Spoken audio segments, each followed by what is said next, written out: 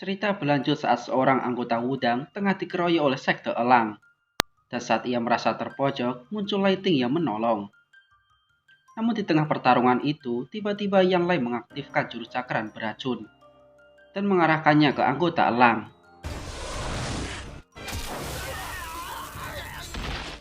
Biarawati kejam hanya bisa kagum saat melihat betapa mematikannya jurus itu. Anggota sekte elang yang berusaha menyerang Yan Lai pun tiba-tiba berhenti saat melihat wajahnya. Sembari memanggil Yan Lai dengan sebutan Nona, kemudian mereka kabur, disusul dengan sekte Parsi. Jadi siapa sebenarnya Yan Lai ini? Aslinya saya sudah tahu karena udah nonton, tapi pura-pura nggak tahu dulu lah. Di situ Mochi bertanya tentang jati diri Yan Lai yang sebenarnya. Namun hal tersebut enggan dijawab oleh Yan Lai. Kemudian Lighting memperkenalkan keponakannya yang bernama Sung Jing-sung kepada biarawati kejam. Di situ Mochi baru tahu ternyata Jingsu adalah anak dari pamannya Yongkyu. Nampaknya dengan sekali pandang, Jingsu sudah menaruh hati kepada Jiyu. Dan saat pamannya mengajak untuk pergi, Jingsu memberikan usul untuk bergabung dengan pasukan Emei. Akhirnya bergabunglah mereka. Paginya, saat semua tengah tertidur, tiba-tiba mereka dikagetkan dengan suara pertempuran. Sesampainya di sana, rupanya sekte Parsi tengah bertaruh dengan 3 sekte sekaligus, yaitu sekte Kunlun, Huanshan, dan Kongtong. Ekspresinya Lai tiba-tiba berubah menjadi takut saat melihat om-om di atas tebing, kemudian mengajak Mochi kabur. Namun hal itu segera dicegah oleh Jingsu dan biarawati kejam. Dan dengan aba-aba biarawati kejam, mulailah mereka ikut andil dalam peperangan itu.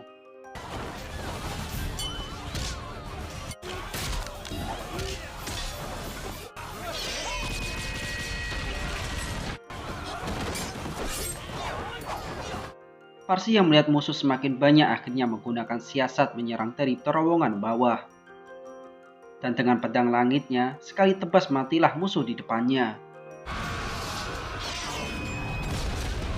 Sementara om-om masih terus melihat dari kejauhan. Dari pengawalan di sekitarnya, nampaknya ia dari sekte elang. Akhirnya sekte Parsi pun terdesak dan dipaksa mundur oleh aliansi kungfu. Dan saat semua sudah terkumpul, di situ biarawati kejam memberikan 2 pilihan. Berlutut di hadapannya untuk memohon ampun atau mati saat itu juga. Salah satu pemimpin pasukan Parsi pun berkata bahwa ia tak sudi untuk berlutut di hadapan biarawati kejam. Ia lebih menjunjung tinggi nilai persaudaraan sesama Parsi. Mendengar hal itu, seketika biarawati kejam langsung mengayunkan pedangnya ke pria tadi.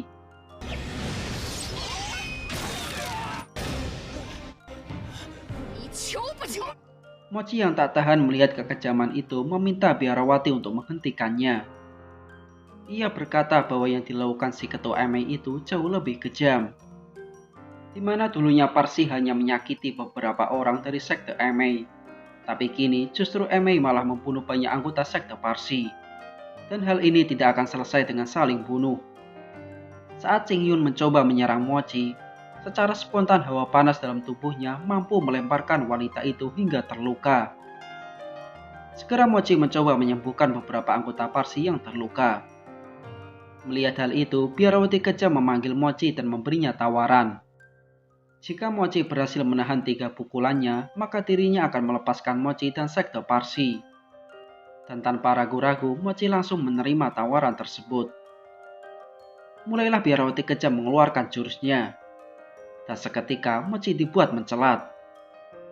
Namun rupanya Mochi masih bisa selamat. Segera saja ia meminta untuk pukulan kedua. Awalnya biarawati menyarankan agar Mochi menyerah saja, karena dipastikan ia akan mati setelah pukulan kedua. Namun saat mendengar penolakan Mochi, segera pukulan kedua pun ia lancarkan. Dan kali ini Mochi terhempas sangat jauh. Dan ajaibnya Mochi masih bisa bertahan. Semua kaget saat melihat hal itu, termasuk biarawati kejam. Yan Lai yang mendekati Mochi memintanya untuk tak menerima pukulan terakhir. Tapi hal itu ditolak oleh Mochi. Setelah itu, dirinya lantas mengaktifkan jurus Nekunnya untuk penyembuhan. Seketika tubuh Mochi menjadi bugar lagi.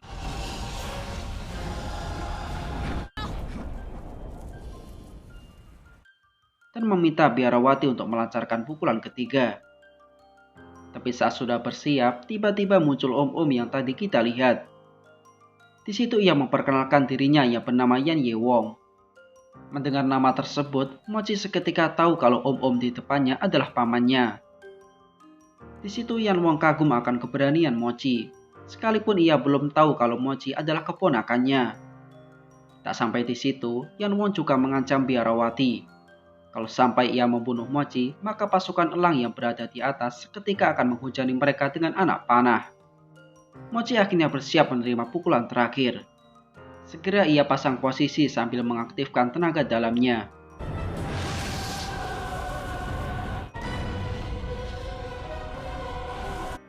Dan saat biarawati kejam melancarkan pukulan terakhirnya, seketika ia sendiri terpental karena tak mampu menyentuh Mochi. Terlihat tangannya memanas akibat pertahanan Mochi. Melihat keberhasilan Mochi, Yan Wong kemudian menyuruh biarawati menepati janjinya. Akhirnya biarawati dan yang lainnya pun pergi. Melihat kesempatan itu, Yan Lai kemudian mengajak Mochi kabur. Tapi segera dicegah oleh Yan Wong. Di situ Yan Lai mendekati Yan Wong dengan memanggilnya ayah. Seketika Mochi tahu bahwa Yan Lai adalah anak pamannya, sekaligus sepupu Mochi. Di situ Yan Wong menyalahkan Yan Lai karena telah menjadi penyebab kematian kedua istrinya. Tapi Yan Lai segera membantah dengan mengatakan bahwa ayahnya memperlakukan ibu Yan Lai dengan semena-mena. Jika tidak bisa adil kepada dua istri, satu saja sudah cukup. Karena kebahagiaan itu diciptakan, bukan dicari. Mendengar pertengkaran itu, Mochi mencoba membela Yan Lai. Tapi Yan Wong menyuruh Mochi untuk tak ikut campur dalam urusan keluarganya. Hingga saat Yan Lai akan dibawa pulang, seketika Yan Lai dibawa kabur oleh seorang anggota Parsi bernama Wai. Ia sendiri dijuluki manusia kelelawar karena keahliannya dalam terbang. Hingga saat Mochi dan Yang Wong tak mampu lagi mengejar, tiba-tiba muncul tanda bahwa sekte elang telah diserang. Segera saja Yan Wong pamit untuk membantu sektenya. Mochi sendiri terus berlari untuk mengejar Tuan Wai.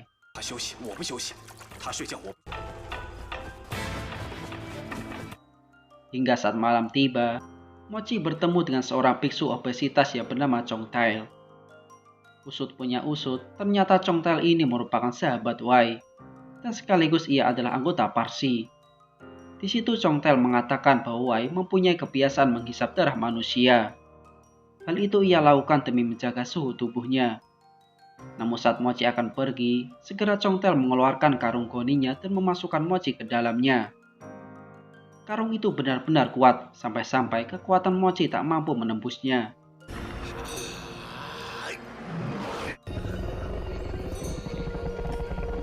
Dan dengan tenaga kentut turbonya, Mochi dibawa Chong Tail ke pertemuan para kage sekte Parsi. Di situ terlihat Wai yang tengah kedinginan akibat kurang darah manusia. Dan saat melihat pelayan Parsi di depannya, segera ia menariknya dan menghisap darahnya. Sekte Parsi sendiri tengah mengalami perpecahan pasca meninggalnya ketua mereka, yaitu ketua Yung Ting. Semua saling bertengkar dan bahkan menciptakan sekte sendiri seperti Yung Ting Ching sang ketua sekte elang. Di situ Yung Xiu yang memimpin rapat diberi pertanyaan oleh Wai tentang syarat menjadi ketua selanjutnya. Yung Xiu pun menjawab bahwa ketua baru haruslah mempunyai benda api keramat, yang merupakan simbol dari sekte Parsi. Namun mereka semua meragukan hal itu, karena benda api keramat telah hilang sejak lama.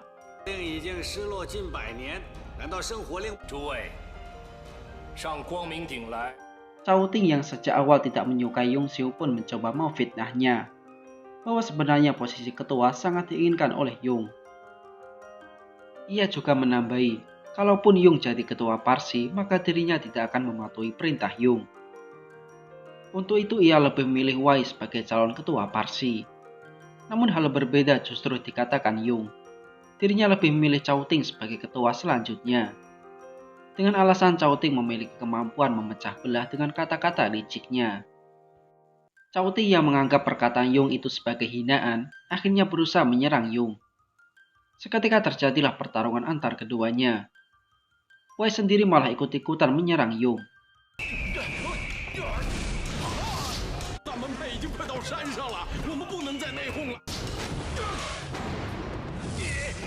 Anggota yang lain sendiri tak berani melerai pertarungan 3 orang tersebut. Sekalipun dikeroyok 2 orang, nampaknya Yung merasa tak kesulitan. Hingga akhirnya Yung mengeluarkan jurus perputaran waktu miliknya. Hingga saat anggota lain yang mencoba melerai pun malah ikut terkena jurus itu. Sontak mereka bertujuh pun merasakan efek kedinginan yang hebat akibat jurus itu. Hingga saat merasa tak tahan lagi, mereka meminta Yung untuk menghentikan jurusnya, sebelum para sekte lain datang ke situ untuk membantai mereka.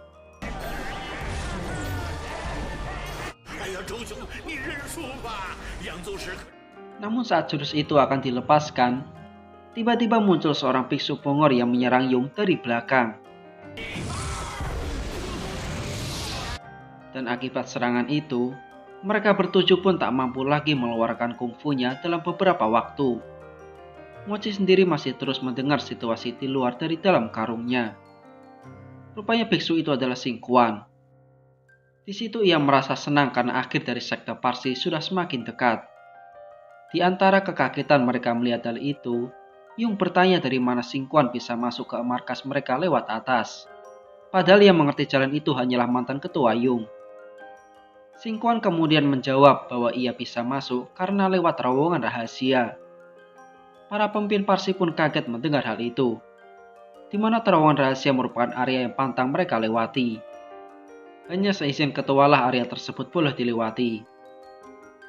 Dan tak hanya itu, ia juga menghina mantan ketua Yongting di depan anggota Parsi. Merasa tak terima mantan ketuanya dihina, diam-diam Wei menggunakan sisa tenaganya untuk terbang dan menyerang Xing Quan. Sementara di luar sendiri terlihat semua tengah sibuk menyerang anggota Parsi.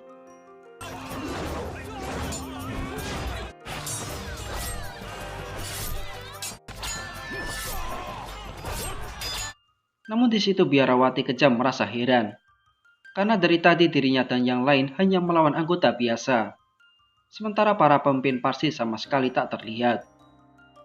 Di dalam markas sendiri, Mochi masih belum tahu kalau biksu di situ adalah Xing Quan, musuh dari Tesun. Rupanya serangan Wei tadi sama sekali tak berpengaruh kepada Xing Quan. Dengan mudahnya ia mampu berdiri saat yang lain masih lemah. Kemudian Xing Quan bercerita alasan ia sangat membenci ketua Yongting.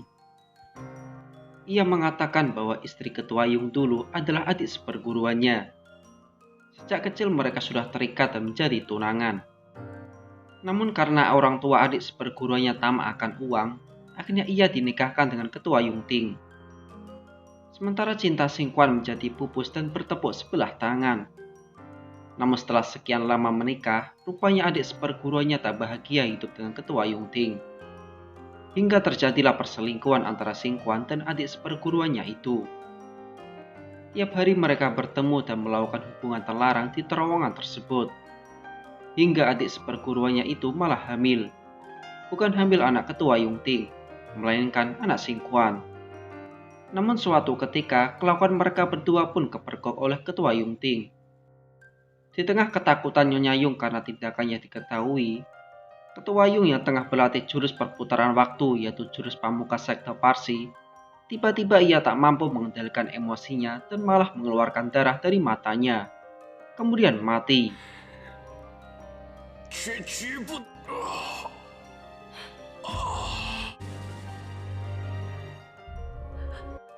Nyonya Yung yang melihat hal itu hanya bisa menyesal karena telah menjadi penyebab kematian suaminya. Dan saat Nyonya Yung menyuruh Xing Quan melihat ke arah lain, tiba-tiba saja Nyonya Yung menusuk jantungnya dengan belati. Seketika ia pun tewas. Melihat orang yang dicintainya mati, Xing Quan bersumpah bahwa ia akan menghancurkan seluruh sekte Parsi.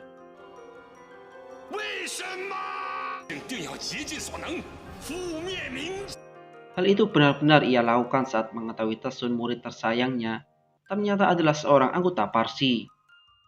Segera saja ia menghabisi 13 anggota keluarga Tesun dan bahkan anaknya yang masih balita. Seketika Mochi tahu bahwa biksu itu adalah Xing Quan, musuh terbesar dari ayah angkatnya. Tesun yang sudah kalah pun membunuh banyak orang tak berdosa untuk memancing Xing Quan keluar. Tapi hal itu sama sekali tak membuahkan hasil. Justru hal yang dilakukan Tesun malah membuat sektenya yaitu Parsi semakin tercoreng namanya. Dan hal itulah yang diinginkan oleh Xingquan, merusak Parsi dari dalam. Yongxing yang mendengar cerita itu tak menyangka ternyata Xingquan yang seorang biksu bisa sejahat itu. Hingga saat Yongxiu akan dibunuh oleh Xingquan, Mochi secara spontan menyerang Xingquan dari dalam karung. Dengan tenaga dalamnya ia berusaha terbang dan menyerang Xingquan.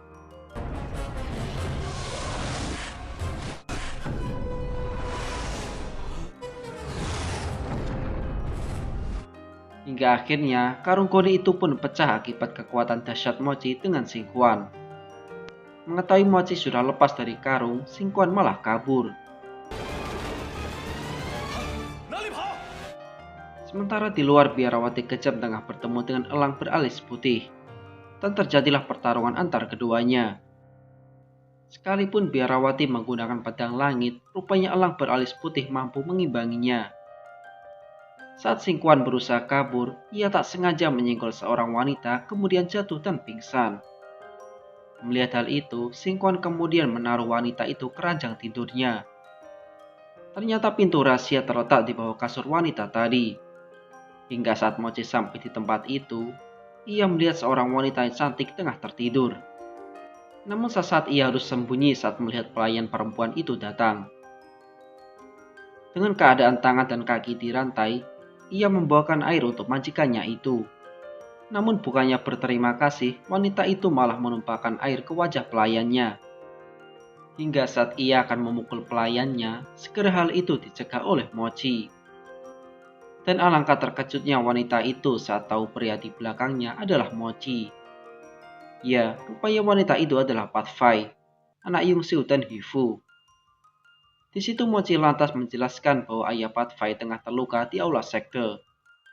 Segera saja Pat Fai menyusul ayahnya ke aula sekte. Sementara Mochi bertanya kepada pelayan yang bernama Xiu Chu itu tentang jalan keluar dari markas tersebut. Segera Xiu menunjukkan jalan keluar markas yang berada di bawah kasur. Sembari menaburkan bubuk peledak di terowongan itu, Xingquan rupanya menangis karena teringat adik seperguruannya yang sangat ia cintai. Di mana di terowongan itulah mereka berdua melakukan cocok tanam berbasis biologi.